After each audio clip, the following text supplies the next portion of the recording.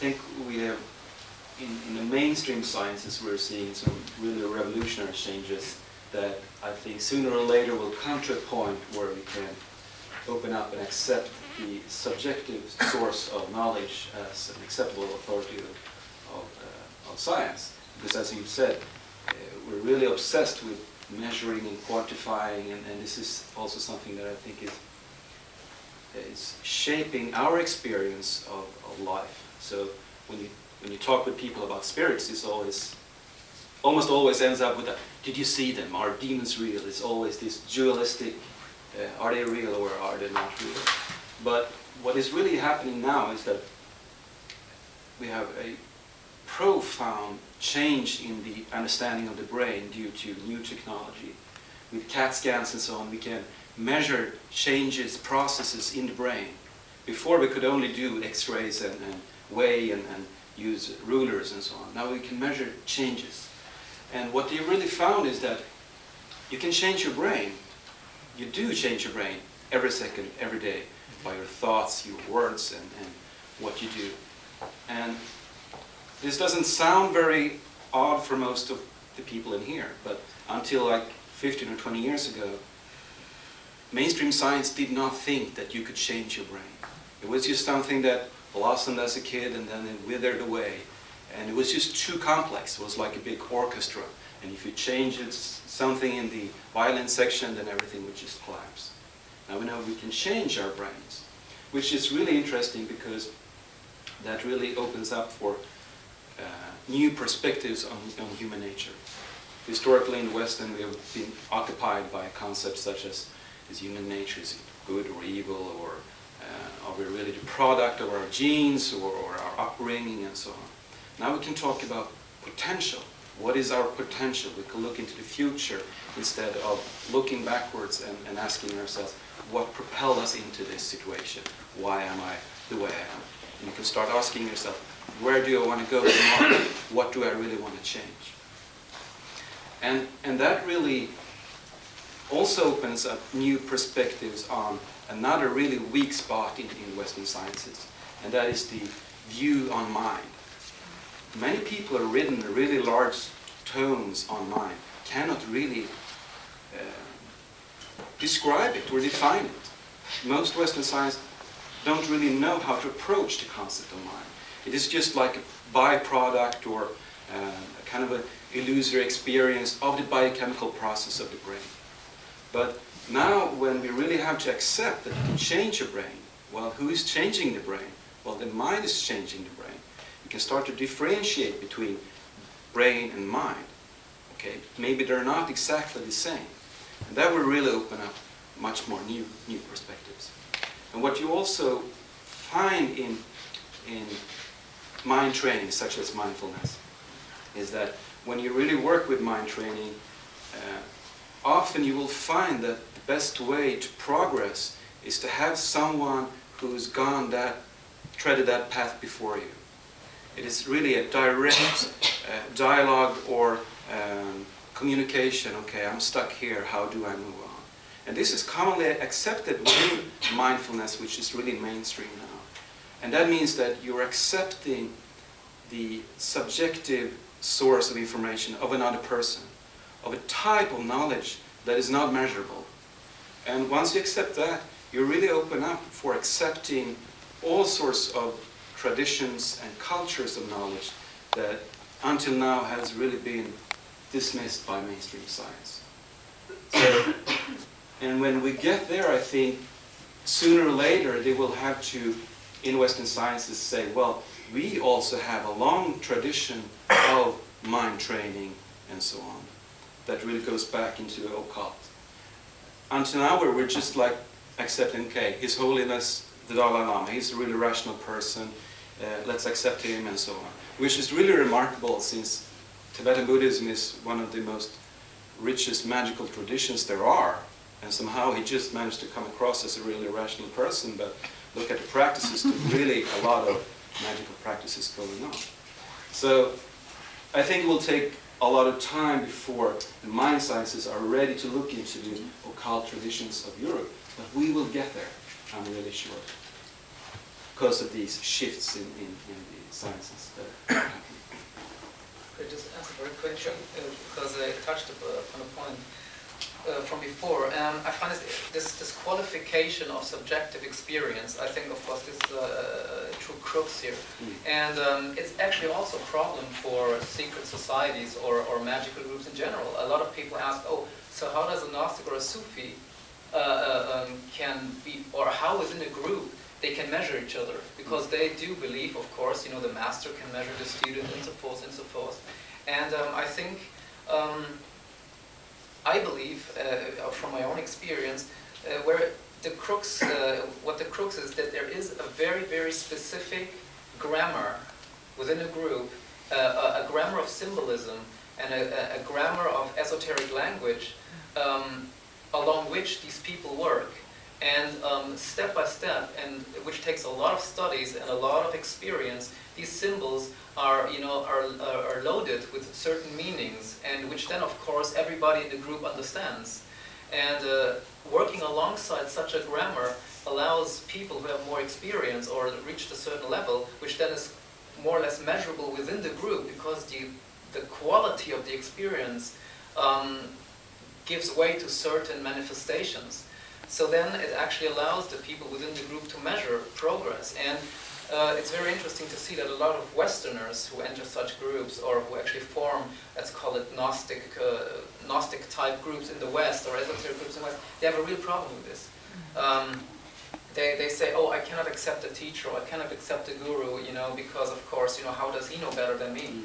You know, like, how is his illumination better than mine? They don't understand this deep need for a grammar. And I've had experience. I remember this guy telling me, like, oh, why can't I have an illumination on a potato field? You know, why does it have to be within a group, and why does it have to be, you know, with the master as your mirror, and so forth and so forth?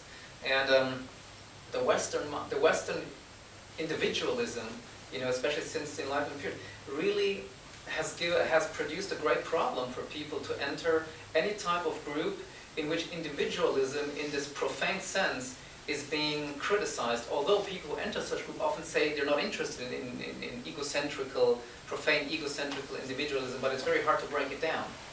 I remember a meeting. I was fortunate enough to give a series of lectures in Istanbul on Gnosticism and Gnosis, Christian Gnosis. And I was invited by a Sufi, because one of his students was in my lecture, and he said, like, well, wow, what you're saying there is so interesting. It's exactly what our Sufi sheikh is teaching us, just in different words.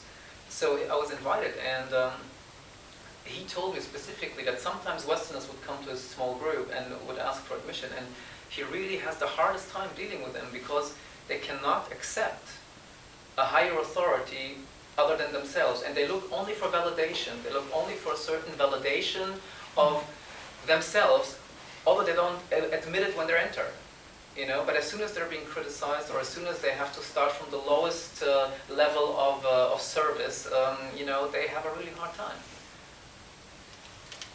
Yeah, I think that's a key issue, totally, because it's very symptomatic of if we take things to a greater level and look at Western society and Western culture. I think that's very symptomatic. You know, this all-pervading hubris that we have been right all along, but suddenly there are all these signals all at once saying, actually, we were totally wrong in basically everything that's been going on. And I think this is like a very revelatory angle to look at all these esoteric things and phenomena, and particularly this wonderful voodoo exhibit that's down there. I mean, I guess all of you have seen it, but if you haven't, you should really rush down there and see it, because it's so well preserved and so beautiful. But what I'm getting at is that when everything is going wrong, and whether it is or not doesn't matter, because we get through media and news and science on all kinds of levels, all of these signals saying that, well, everything is actually going totally havoc, you know, with the environment, and how do we deal with this? Well, you know, let's see if we can look into a microscope and see if we can find a solution for it. But it's not there. That's my point of view anyway. So what do? Well, you look back to all those cultures that have been existing before and who've had homogeneous way of dealing with things together, and often having to do with dealing with things together with a wisdom coming from nature or a natural way of life. Of course, there's a lot of wisdom there, and all of the traditions that are available with unbroken lines of knowledge or unbroken traditions, we need to really address and look at, because although they've been subjugated and terrorized and exploited in so many ways, there's still a living wisdom that we can partake of, and in that sense, what everything boils down to, I think, is whether it's on an individual level, looking into an occult group. What are you looking for? Well, I think people are looking for a sense of empowerment. Why do people need a sense of empowerment? Well, because they feel unempowered, of course. So if you deal with a group that has this promise of saying, yeah, we have the answer for how you can progress and become a more harmonious person, then of course people become interested, and especially if there's this historical aura of glamour, of occultism, of symbols, of fancy dresses, and what have you. But I think it's the same kind of thing. On an overall level, Western culture is looking for that kind of empowerment, because in essence, although everything is so rich and powerful, it is actually quite an impoverished culture. And I think, from my point of view, I think it has to do with losing a spiritual apprehension of life and existence. And I don't mean religious. Some religions carry that spiritual wisdom and apprehension, but that kind of religion hasn't existed in our cultural spheres. Well, it's been, well, should I say 2,000 years, but a long, long time anyway. So I think it's a general Western problem that we've been discussing here on an individual level and also on a big cultural level. Yeah, I was just going to say the similar thing that Carl just said here, that of course what you're talking about, the problem of the Westerner to somehow to accept authority, to spiritual authority, which is of course not unique to Western esoteric practitioners, but is symptomatic of Western society, as you're talking about. We're talking since the 1960s of self-spirituality or religion of the self, where the self is the authority, because we don't believe in authorities outside ourselves. And this is, of course, can be seen all over the spiritual world in Western society, so it's nothing new. But, and of course, it could be problematic when these different ways of viewing authority meet, and a conflict there, of course, I can imagine that. But at the same time, I think it's important to emphasize that in Western esotericism and in initiatic Western societies from the 18th century onwards, there's always been a focus on the individual to somehow internalize the symbols and to understand the symbols on a personal level. And I think that, again, to go back to this, the function of secrecy, I think a very telling short story here. When I wrote my thesis, I started back in 1997, writing this thesis on rituals of initiation in Freemasonry. And of course, those of you who know what Freemasonry is know that Freemasonry is quite secret societal. At least we have an image of Freemasonry as something secret. I had that image. And I thought that, of course, their rituals, but that's certainly going to be secret. So my supervisors, my colleagues asked me, how are you going to write the thesis about something which is secret? How are you going to get access to the rituals? I don't know. So I went to England, to the Grand Lodge of England, and knocked on the door. Oh, I sent an email before, and asked, could I please meet the librarian? Sure, I met the librarian, the head librarian, and I explained what I want to do. I want to write a thesis about your rituals of initiation, and I want to get access to some rituals. So he started to ask me more about my work, and finally he asked me, are you Freemason yourself? No, I wasn't at that time. So no, I'm not a Freemason. Well, follow me. Now I thought, well, now he's going to kick me out or something because I'm not a Mason. Then we went to a big filing cabinet, which had literally thousands of cards with rituals, manuscript rituals, and he said, "You have full access to our collection of rituals." I said, "What? Are you sure? I'm not a Mason." "Exactly. If you would have been a Mason, you would not have received access to these rituals." And this is, I think, says quite a lot about the use of secrecy in initiatic societies such as Freemasonry. Why? Because if I would have been a Mason, or if I wanted to be a Mason, he asked me also if I want to be a Mason. I said, no, that's nothing for me. Then I would have somehow given away to myself what would happen in those rituals. And there's nothing revolutionary in those rituals that you're going to take over the world or Illuminati or something like that. It's just quite simple rituals which are based on self-understanding or self-exploration. But the interesting thing is that these rituals are aimed to make like a thumbprint on a candidate. They're aim to change the inmost nature, so to speak, of the initiate. And if you know what's going to happen, well, it's not going to have the same effect upon you. And I think that this is very telling of how secrecy works, how initiatic societies view secrecy, because the focus is on the individual, that the individual himself or herself is going to explore something, is going to read some kind of knowledge. And just to make this short, and this knowledge is one part intellectual, in the sense that, well, you can read books. You can read books about the symbolism of Freemasonry. You can learn how to perform the rituals, the initiation rituals, everything. But at the end, it's the individual himself who experiences the rituals. And it's up to the individual whether or not it will become that changing experience if you internalize the symbolism. And this is something which is hard for us as academics to penetrate into and to try to grasp.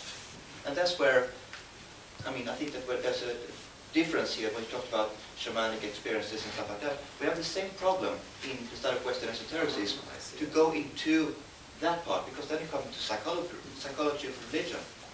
And as many psychologists know, it's very hard to put words into a mystical experience. As soon as you do that, you profane it, so to speak. You limit it with the words, and you influence others with your interpretation. And I think that's the secret of secrecy in Western esotericism. You're not supposed to speak about it, because that will have an effect on the ultimate goal, the experience. Culture, or whatever we wish to call it, has brought with it is, of course, this sense of globalization. Through technology, through commerce, through culture, and it seems to be accelerating, meaning going faster and faster, for good and for bad. The bad aspects we can really see. Everything, you come to a city, it looks exactly like the city that you were in yesterday, etc., etc. Homogenization. But what about the good things? And specifically tying this into the individual, the spiritual individual lost in wilderness. Say, for instance, in 1950, a person seeking some kind of spiritual solace would probably go to the Freemasons, because that's basically all there was. Or some kind of mystery school, yet highbrow or intellectual.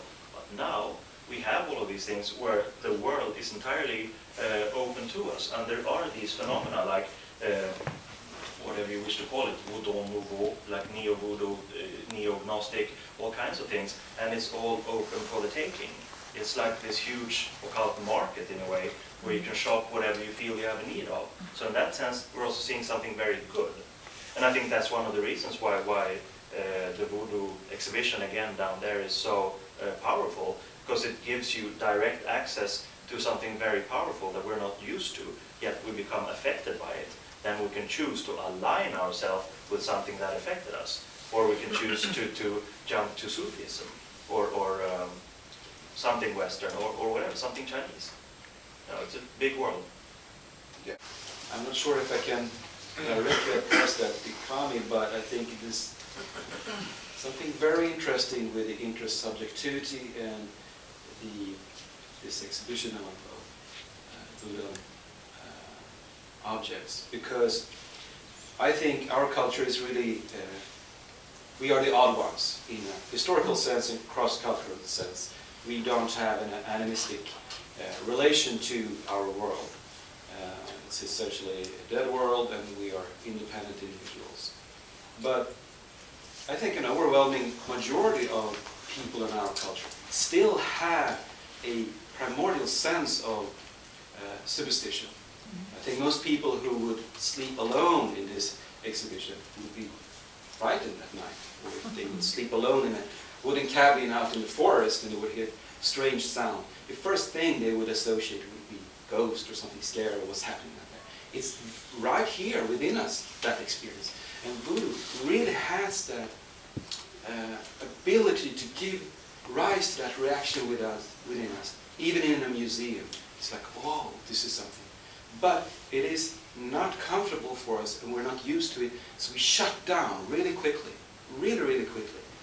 It's that whole avoiding what is uncomfortable for us. This is really like a spontaneous reaction, but if you train yourself, or if you really make an effort to hold on to that sense, that reaction, that feeling that gives rise to you, you can really open up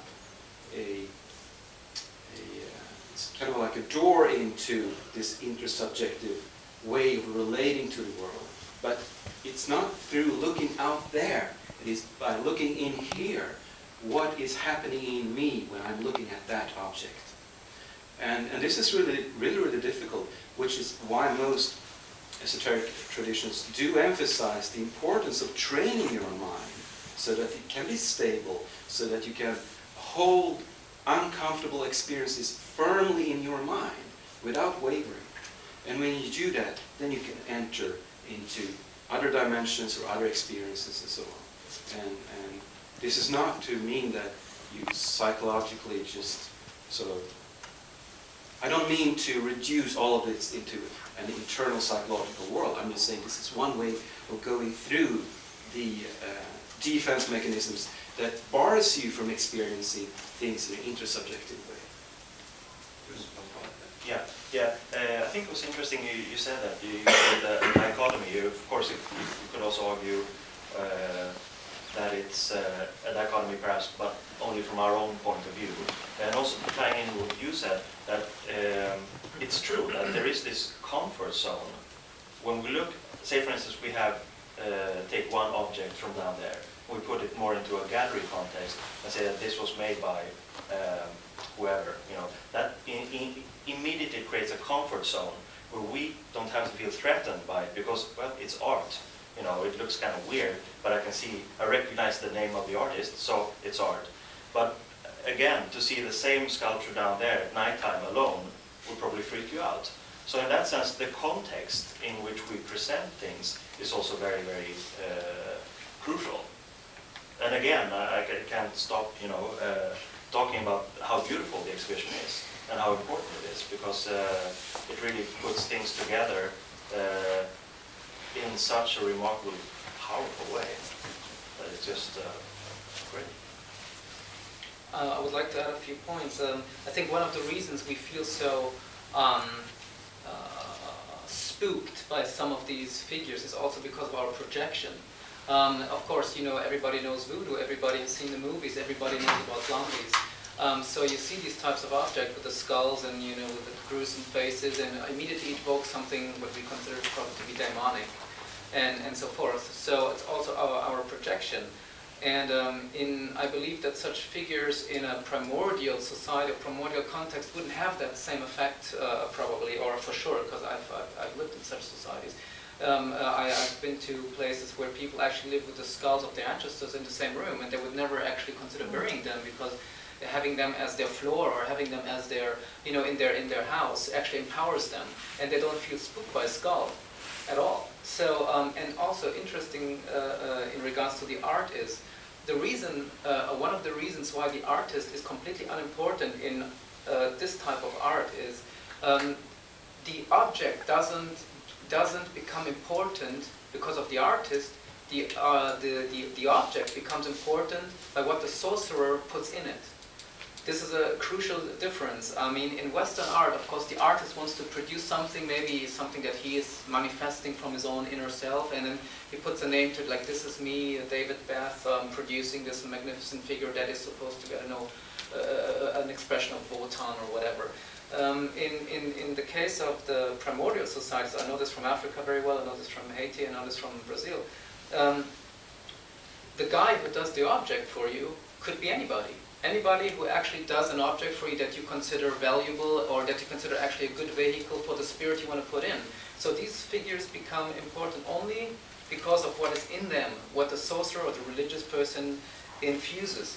And interestingly enough, I know from the Congo, in Angola area, and from parts of Western Africa, nobody would actually sell you a figurine or a fetish if he still believes the fetish to be in it, because there's a huge amount of contract and pact associated with that. You would never ever find anybody who would do that because they're scared of death. And if they would breach the contract, if they cannot feed the fetish for a while. But as soon as the spirit is out, for whatever reasons, they'll happily sell it to you. They don't care. They don't care for it as an art object. As soon as it becomes, as soon as the spirit leaves the object, which makes it all that is, it becomes a junk or something that we happily trade to the white person. You know, and that is a crucial difference between this idea of art in the West and what is a spiritual object to them. It's the power of what is inside that object. And it's probably the same in our ancestry here in Northern Europe. I'm sure the more shamanic society of our ancestry, of Germanic ancestry, had a similar attitude. They believed the soul, they believed that every object had a soul, and especially, of course, the ones that were specifically, or had a specific cultic sense. I personally could believe, although I'm not an academic in this, I haven't researched it really, but I could believe that it had more or less the same idea. You know? Yeah, of course, this is something which we can find in throughout the whole history of religions, everywhere, in every religious tradition, the idea that some objects are connected to the sacred realm, how do you call that? If you want to call that hierophanies, as Beth Eliade did, that for the practitioner or the believer, it's a difference between a copy of, I would say, Lord of the Rings and the Bible for the believer, because there's a power connected to it. There's a spiritual power in that object, and of course, what you say with the contracts, that's really fascinating. I didn't know that, but that also we can compare that with the whole thing with the idea of relics in the Christian tradition. How it was, if the church would say that this is a relic, you get a stamp on it, and people believe that you can actually, receive beneficial, power from it somehow. You get, if you have an ailment, you can go there, you can become free from it. But as soon as somebody says, well, that's a fraud, we'll take that stamp away. Well, it doesn't function anymore. Interesting. We just had a discussion on this when we came here. There was an article the other day that I read, and it's about it's something strangely related to this. Is about Nigerian women being prostitutes in Italy, and how they don't have anybody coercing them. There are no pimps that force them to do anything, and it's because they have taken an oath on a fetish object of a juju master back in Nigeria. And so they had, so there are certain ritual involved in there, and they take an oath on the fetish, and they're so terrified by breaching that contract. So they have a certain contract, what they're going to do when they go there, how much money they're going to earn, or whatever is the content of the contract. That this is so embedded in their thought and in their culture, that they go to Europe, or they're being trafficked there, and then they just go and do their work, and they would never even dream of breaching that contract. And it's the same in Palo Mayombe and other things. We say in Palo and in Kimbanda, for example, they say, where there's no blood, there's no contract. So you need to sacrifice certain things to the spirit, and as soon as that contract, this pact is established, there is a fear of death to breach it. And I personally, and I lived in Nigeria for I've personally seen things or people being affected by these objects and by these kind of sorcery. And of course, we from Western environment we could say, well, this is a self-hypnosis or a self-fulfilling prophecy. I've seen people being affected by objects to the point where they were about to die, and only by the